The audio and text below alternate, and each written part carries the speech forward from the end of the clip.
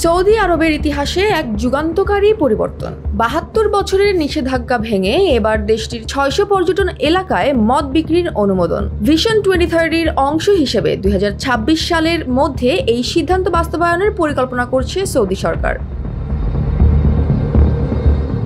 এই অনুমোদন শুধুমাত্র নির্দিষ্ট লাইসেন্সপ্রাপ্ত স্থানে যেমন ৫ তারকা হোটেল, বিলাসবহুল রিসোর্ট এবং প্রবাসী বান্ধব কম্পাউন্ডে সীমাবদ্ধ থাকবে। তবে জনসাধারণের স্থানে, দোকানে এবং ফ্যান জোনে মদ্যপান নিষিদ্ধ থাকবে।